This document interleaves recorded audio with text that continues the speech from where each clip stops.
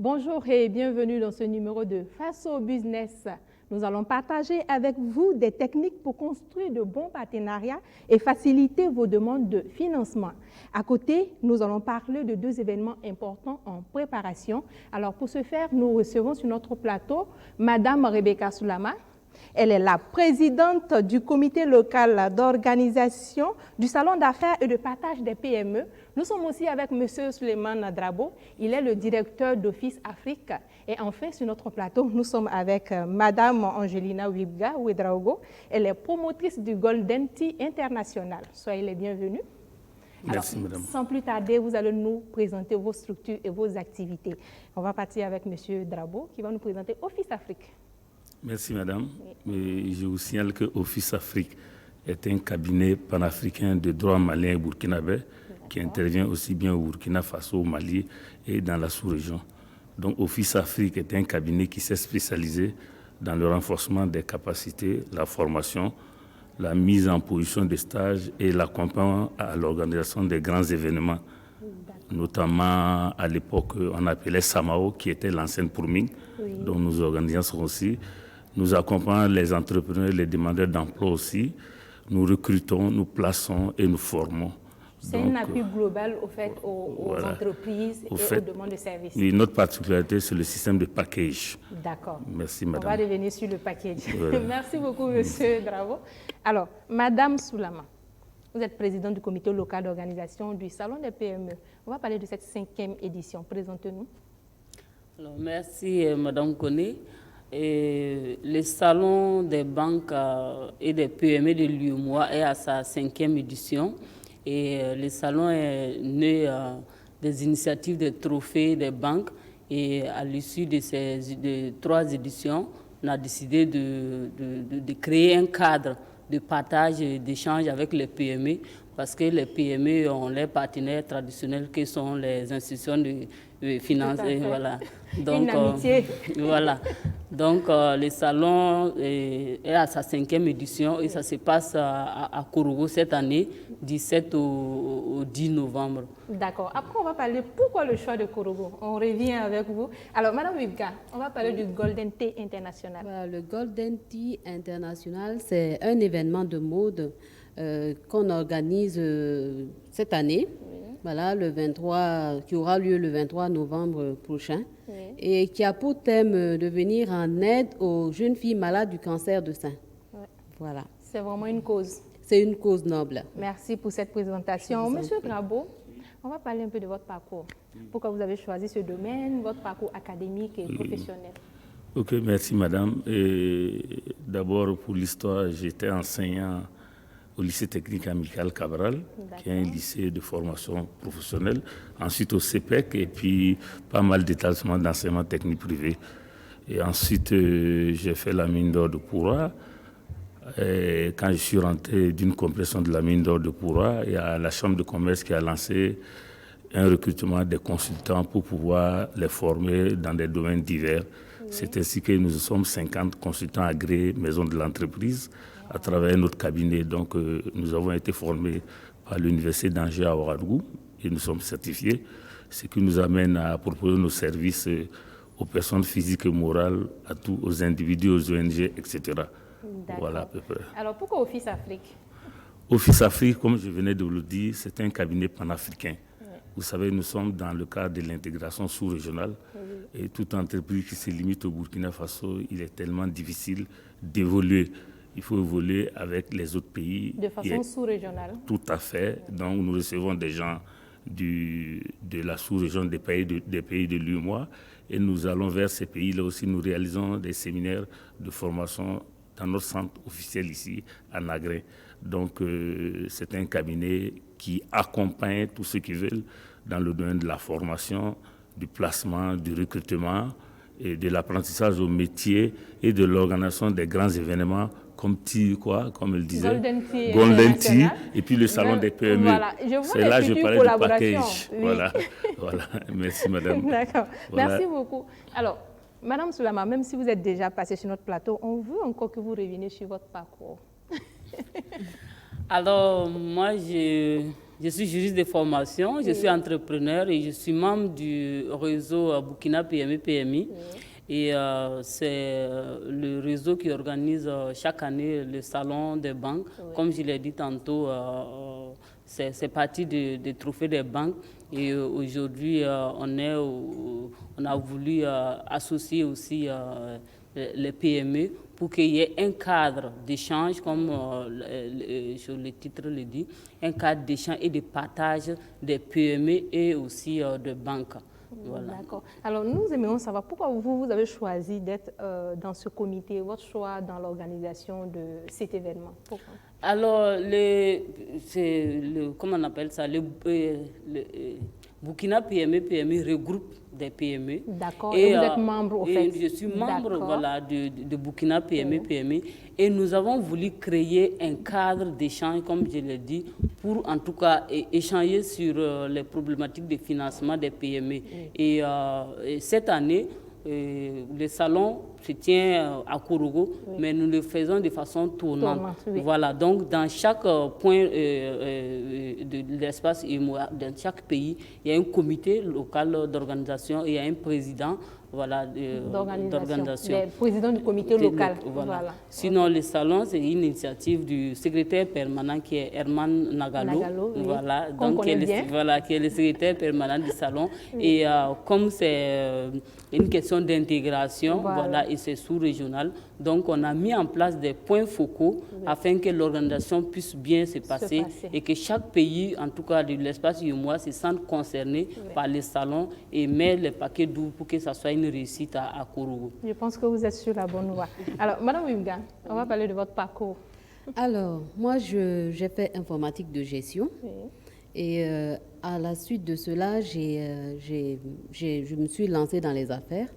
Voilà, je suis dans l'alimentaire. Je livre des produits alimentaires à certaines sociétés minières. D'accord. Voilà. Et en même temps, j'adore la mode. Voilà. Donc, adorant la mode depuis toute petite, je me suis dit, bon voilà, pourquoi ne pas faire un événement, voilà, qui va, voilà, et autour de cela, aider des filles, voilà, qui sont malades du cancer, qui sont dans le besoin de soutien et d'accompagnement. Exactement, voilà. Donc, vous utilisez la mode pour faire du social. Exactement. Merci beaucoup. Monsieur Drabon, on va parler maintenant des packages. Quelles sont les offres d'Office Afrique? Ok, dans le package, il faut entendre, c'est un paquet de produits que vous achetez. Par exemple, le salon des PME-PMI peut nous contacter pour dire, nous avons le salon des PME-PMI à Kourougou. On se charge de l'hébergement, de l'accompagnement, de la messagerie, de la distribution des courriers, des hôtesses, de tout ce qui est dans l'organisation administrative à faire et de communication. Nous le faisons à leur place, en lieu à leur place, parce qu'ils doivent être occupés à rechercher des financements et des partenaires pour d'autres choses.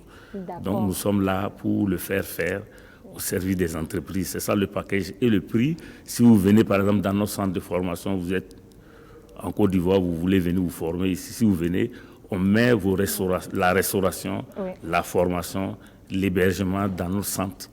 Donc tout est compris. Un local, donc cela réduit le coût, voilà, les charges, parce que le coût de la vie, ça coûte très cher et se déplacer en Côte d'Ivoire pour venir sur 10 jours de formation, ça coûte très cher. Et prendre tout en charge. Voilà, donc on prend tout en charge, c'est un service complet.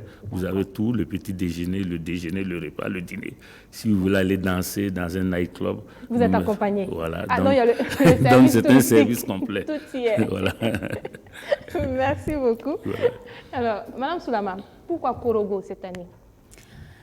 Ce qu'il faut souligner, c'est que à partir de la 4e édition qui a eu lieu à Bobo-Dioulasso, les organisateurs ont jugé nécessaire, puisque le salon, il faut le noter, ça se passe de façon tournante dans l'espace UEMOA. Il y a déjà une édition au Mali. Oui, au Mali. La 2e édition a été effectuée au Mali, au Niger, la 3e édition. Et nous sommes revenus au Burkina, spécialement à Bobo, voilà, et pour la 4e édition. Et à l'issue de cette édition qui a eu lieu à Bobo, nous avons décidé de cibler, voilà, les communes pour pouvoir permettre le développement. Et d'ailleurs, le thème de cette année, c'est la PME pour un développement de l'économie locale. Il faut insuffler ces développements-là au niveau local pour que les acteurs, voilà, toute la chaîne de valeur puisse être mise en œuvre pour aussi impacter voilà, le développement national et communal aussi, et communautaire du moins. Voilà. Oui. Donc, le choix de Korogo aussi, c'est que Korogo fait partie de la zone spéciale économique qui a été inaugurée par les 3 premiers ministres, dont le premier ministre malien, le premier ministre ivoirien et le premier ministre burkinabé. Et donc, c'est vraiment une zone intense d'activité et qui regroupe les 3 pays. Et c'est vraiment un bon départ aussi. C'est de façon symbolique, si on veut voir. Voilà, oui. Voilà, et vous pensez que la logistique est au point pour accueillir toutes ces PME? Bien sûr, Korogo, comme je l'ai dit, voilà, c'est une belle ville et la logistique y est. Et nous avons organisé le salon en village.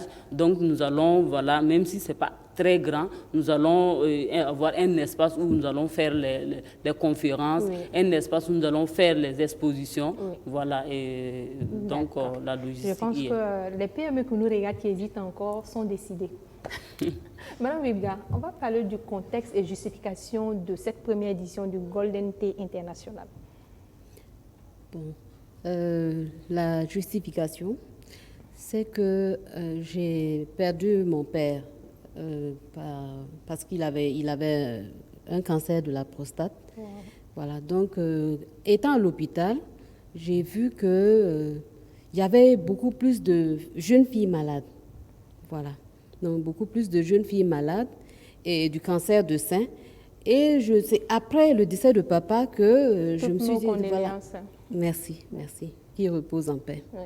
Voilà, donc c'est après le décès de papa que je me suis mise à monter le dossier pour aider les jeunes filles là, voilà, du cancer de sein. Plutôt, parce que ce taux est plus élevé. Oui, voilà, oui. Papa, lui, il avait le cancer de la prostate. Oui. Et je l'ai vu partir comme ça, sous les yeux, sans pouvoir rien faire. C'est une manière, en fait, de rattraper un peu celle qu'on peut aider encore. Qu'on peut aider, c'est ça. Oui. C'est ça, voilà. Donc, voilà un peu l'histoire de voilà. Golden Tea. C'est une belle cause. Merci. Alors, on va parler maintenant des techniques de construction de partenariat, c'est-à-dire le sujet même de cette émission. Quelles sont les différentes techniques pour construire un très bon partenariat?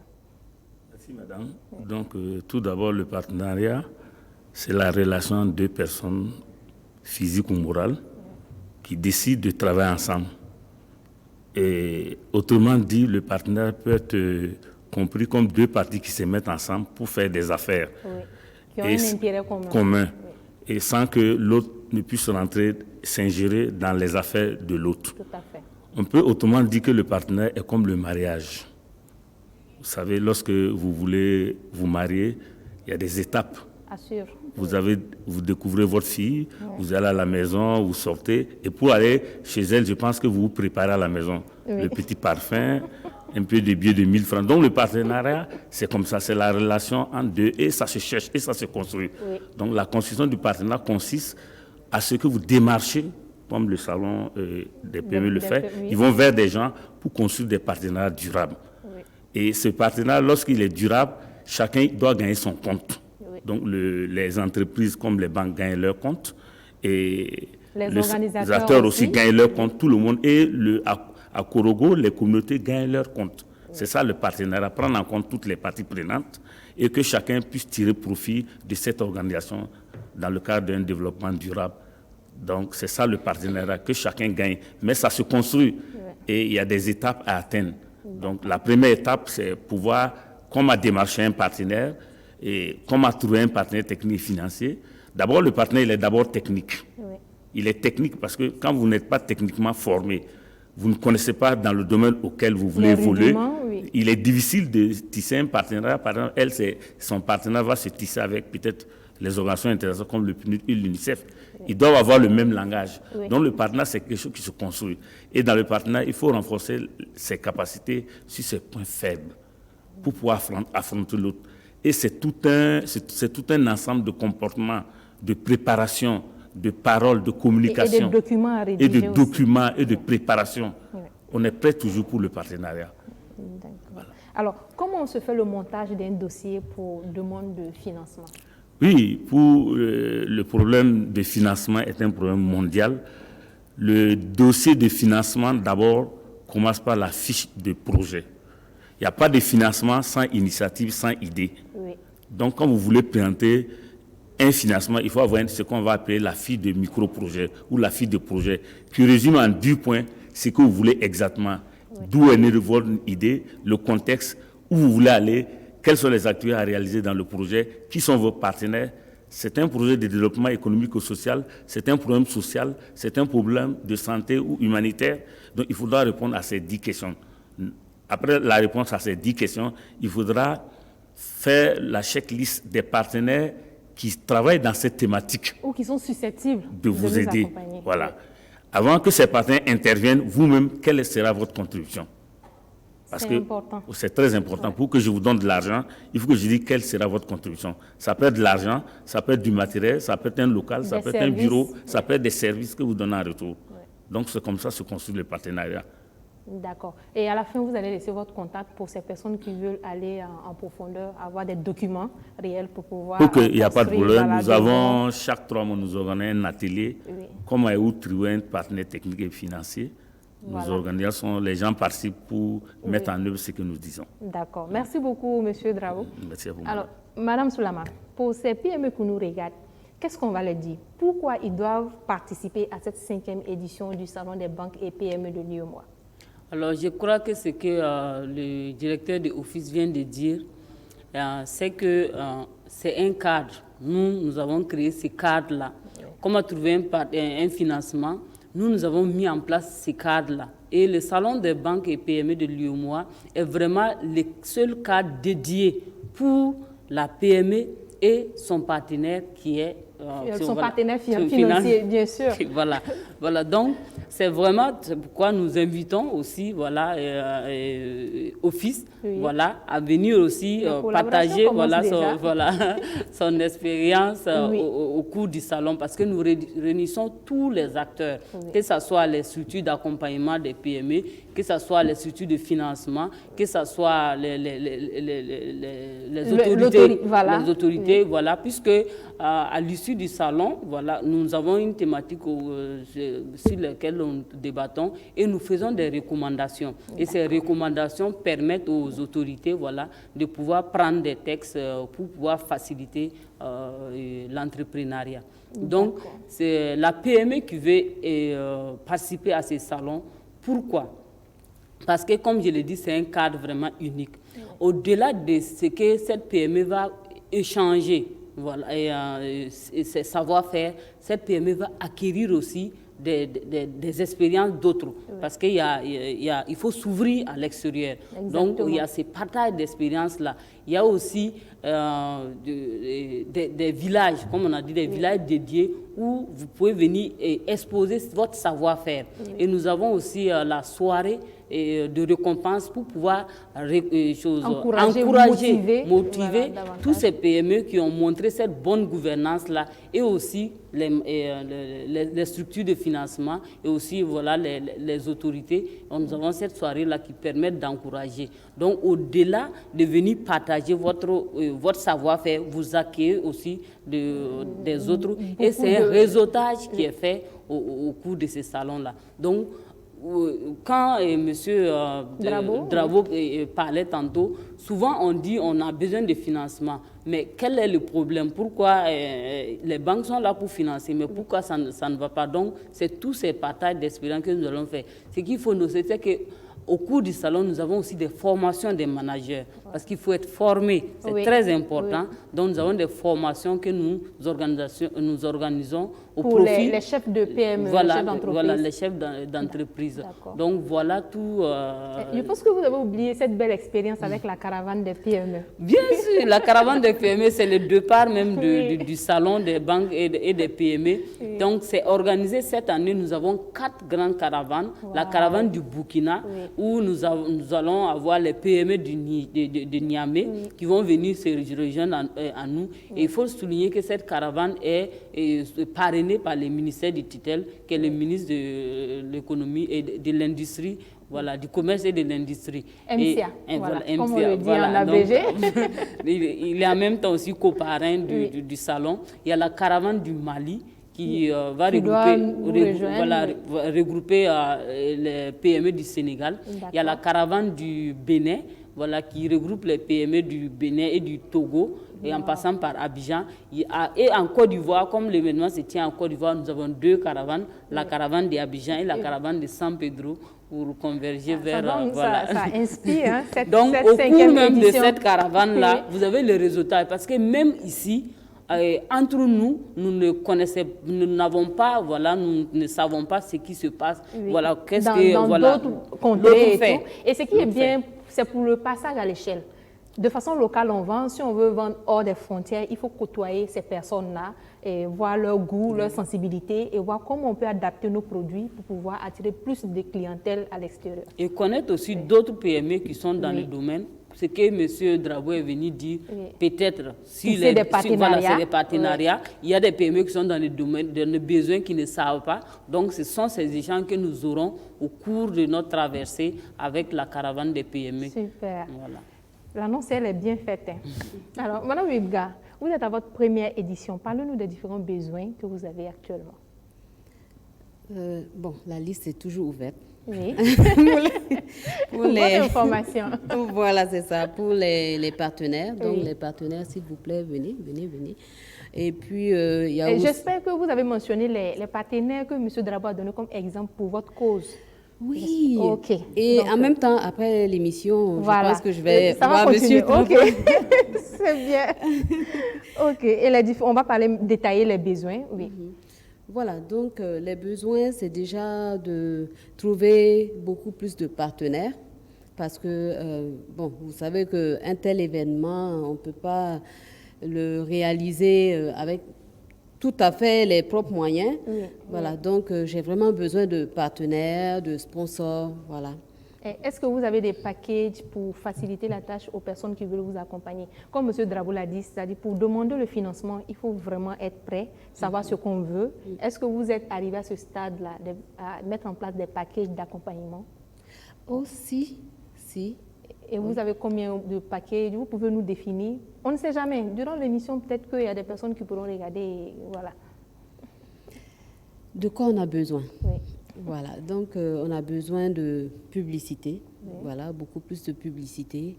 On a besoin, bon, je reviens sur la question de sous, d'argent, voilà. Et puis, on a besoin de conseils aussi quelque part pour ceux qui sont déjà à leur plusieurs années comme Madame Soulama, voilà, et Monsieur Drabo. Voilà, donc voilà. D'accord. Alors, M. Drabo, on va parler aussi des besoins, parce qu'en tant que structure, on a toujours des besoins. Quels sont vos besoins à Office Afrique? Ok, Office Afrique, vous savez qu'au Burkina, une entreprise qui marche, c'est qu'elle a beaucoup de marchés par rapport au budget de l'État. Oui. Aujourd'hui, vous savez, grâce à la crise, avec la crise sécuritaire, les budgets de prestations intellectuelles, de formation, d'accompagnement des événementiels ont beaucoup réduit. Oui. Donc, nos besoins aujourd'hui, ce sont des besoins que le budget revienne. En fait, c'est ça. Parce que nous participons aux appels à projets, nous participons aux appels d'offres. Et lorsque chaque ministère du Burkina, le budget de formation est réduit, cela a un impact sur tout le secteur privé, même le salon des PME. Si les structures n'ont pas de budget dédié à ça, il est tellement difficile. Donc, nous invitons le politique et l'État à remettre en place encore les budgets au niveau des ministères parce qu'il y a un secteur qui est en train de mourir, qui est le secteur des prestations intellectuelles, qui est le secteur des événements, qui est le secteur des organisations. Comme on peut dire le secteur de communication de aussi. Communication, voilà. Oui, ça fait partie, bien sûr. Ça fait partie, bien sûr. Maintenant, pour Madame, il n'y a pas de problème. Nous restons à vos côtés. Et il serait bon pour votre première édition d'avoir une fiche. Et une des techniques du partenariat, c'est le mailing. C'est-à-dire, pour que vous puissiez réunir l'événement, il faut avoir à peu près 500 mailings. Et ne vous limitez pas au Burkina Faso, parce qu'il y a des partenaires beaucoup en Côte d'Ivoire, au Mali et au Niger. 500 mails, c'est des lettres de présentation avec la fiche de projet et ce que vous attendez de ces partenaires-là et ce que vous proposez à ces partenaires-là. Donc, c'est 500 lettres par Internet, version papier, qu'il faut envoyer en Afrique de l'Ouest pour que les gens puissent réduire. Les gens ne savent pas, lorsque vous envoyez un courrier par correspondance Internet, souvent ça passe le DGLI et puis c'est fini. Tandis que lorsque vous envoyez la version papier, ça reste sur les archives, il peut le retrouver, il peut le revoir et les traces sont là. Donc je vous invite à faire ça.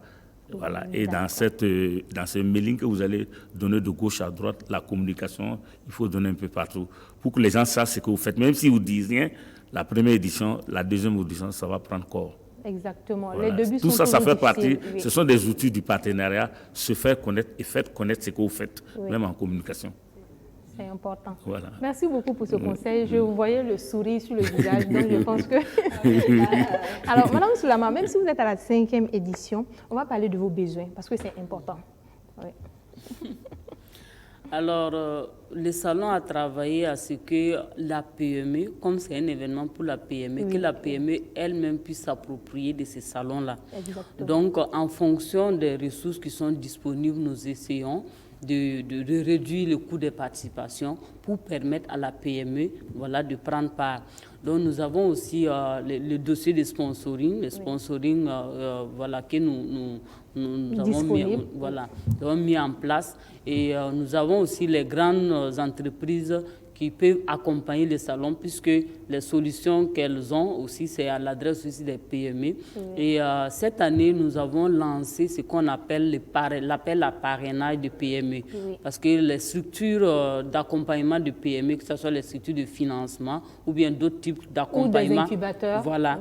Donc, nous avons lancé cet appel à parrainage qui permet à ces structures-là de parrainer 1 ou 20 PME sous sa coupe pour les permettre, pour les faciliter la participation à cet événement-là. D'accord. Et en contrepartie, le parrain, qu'est-ce qu'il gagne? Vu que c'est une structure et que cela doit être gagnant-gagnant, qu'est-ce que la structure gagne? Alors, c'est une visibilité. Voilà. Donc, une structure qui parraine une PME, déjà, on va afficher, puisque la PME part pour une exposition, on va afficher, cette structure est accompagnée, parrainée par tel parrain. Je pense aussi que ça rentre dans le cadre de la responsabilité sociale et environnementale, c'est-à-dire aider ces entreprises qui n'ont pas suffisamment de moyens à se développer. C'est ça. Donc il y a cette visibilité qu'on offre aux parrains, et aussi, en tout cas, tous ceux qui ont des structures sous leur coupe. Nous avons fait cet appel à projet et à parrainage pour permettre la participation. Et actuellement, comment se fait l'inscription? L'inscription, nous avons plusieurs canaux de communication. Voilà, donc nous avons surtout une communication beaucoup sur les réseaux sociaux.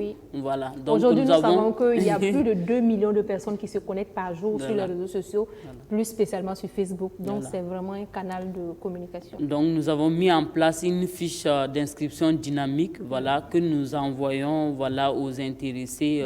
Et nous avons, comme M. Dravo l'a dit, envoyé aussi beaucoup de mails. Parce que vous connaissez M. Naralo, il est entrepreneur depuis, donc sous sa coupe, nous apprenons et puis donc on a aussi envoyé beaucoup de mails et les réseaux sociaux, les groupes WhatsApp, donc on a des partenaires comme... on sera ravis de vous accompagner. On attend les autres PME qui hésitent encore. Alors, Madame Wibga, est-ce qu'il y a possibilité de s'inscrire comme participant actuellement au Golden Tea International? Si oui, comment se fait l'inscription? Comme participant? Oui. Bon, participant, on n'y avait pas encore pensé. D'accord. Voilà, mais bon, c'est... Mais nous sommes à l'étape de recherche au fait de partenaires. De partenaires, c'est ça. Ok. Voilà. Mais je pense qu'on va déjà réfléchir aux canaux de communication. Peut-être les inscriptions peuvent se faire sur une page que vous créez au nom de l'événement. Oui, la page est déjà existante. D'accord. Voilà, elle est déjà là. Donc, je vais demander à tout un chacun d'aller sur Facebook et taper juste Golden Tea International. Et puis, bon, voilà. D'accord. Voilà. Monsieur Drago, excusez-moi, Monsieur Drago. Ce sont mes esclaves, Léo Drago. J'ai fait bien de me tromper alors. La parenté à plaisanterie. Alors, Monsieur Drago, Actuellement, est-ce que vous avez planifié des formations immédiates? Si oui, comment s'inscrire à ces formations? Ok, merci madame. Donc pour s'inscrire à nos formations, nous sommes sur Facebook, Office Afrique. D'accord. Il y a des fiches d'inscription, il y a un programme d'activité annuel que vous regardez et puis on s'inscrit. Il y a les formations aussi à la carte. Vous voulez apprendre un métier, il suffit de nous téléphoner. Nous, on aime le contact physique. Chaque fois, parce que Facebook, c'est bien, ça passe l'information, mais je pense que le dossier doit se conclure par le contact physique. Tout à fait, c'est-à-dire la personne qui se déplace, elle veut vraiment, voilà, elle vient à notre centre et après je vais laisser le contact téléphonique. Voilà, pour compléter les besoins, je voudrais dire que ça c'est à l'intention du politique, du gouvernement. Vous savez que non seulement nos ressources financières sont limitées, les budgets qui sont dédiés à la formation et au renforcement des capacités des fonctionnaires du secteur privé et des ONG sont très limités.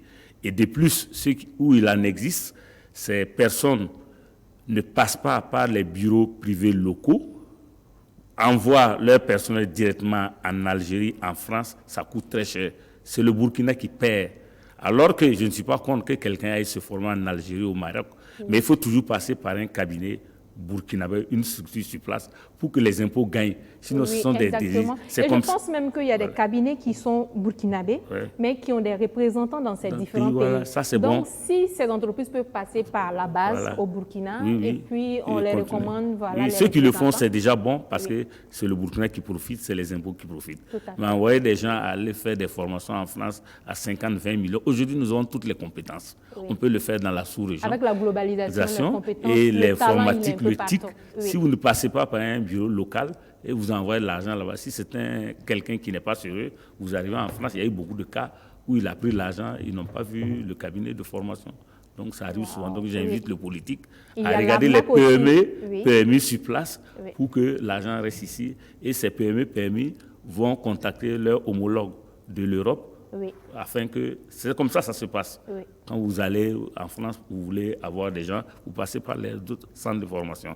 Donc il faut que nous songeons à ça aussi. Voilà. D'accord, je pense que c'est un très beau message. Si il y a des produits, nous avons des formations à la demande, à la carte, et il y a des fiches d'inscription. Vous spécifiez votre besoin. C'est quel type de formation vous voulez. Est-ce que c'est une formation continue? Est-ce que c'est une formation de départ au métier? Ou bien c'est une action, une activité de communication, une activité de renforcement des capacités, ou un forum que vous voulez, ou un focus group pour qu'on puisse. Il y a beaucoup de thématiques. D'accord. Il y a des gens, ils veulent des informations, des formations pour 2 heures, 3 heures, 4 heures. Nous les écoutons. Donc nous traitons le dossier. C'est du sur-mesure. Voilà, sur-mesure, c'est le mot, madame. D'accord. Merci beaucoup, M. Drabo. Nous sommes presque à la fin. Est-ce que vous avez un dernier message pour nous? Le dernier message, ce sont des messages d'encouragement à BF1 à travers Faso Business. Parce que Faso Business ouvre l'œil des uns et des autres. Si vous suivez Faso Business chaque fois, je pense que vous devez être à mesure de créer vous-même, de créer votre entreprise. Et j'invite les jeunes qui n'ont pas de travail, qui n'ont pas de quoi faire, s'ils ne peuvent pas avoir des concours, ils ne peuvent pas créer leur entreprise, qu'ils viennent nous voir pour qu'on puisse les accompagner. Parce qu'aujourd'hui, il y a 2 types d'entreprises qui sont globalement connues au Burkina. Les entreprises sociales, je veux parler des groupements, des ONG et des associations. Ça, c'est facile à faire. Il y a les entreprises aussi. Vous voyez un notaire ou la maison de l'entreprise qui est là, qui peut vous accompagner. Mais je pense que certains sont lourds.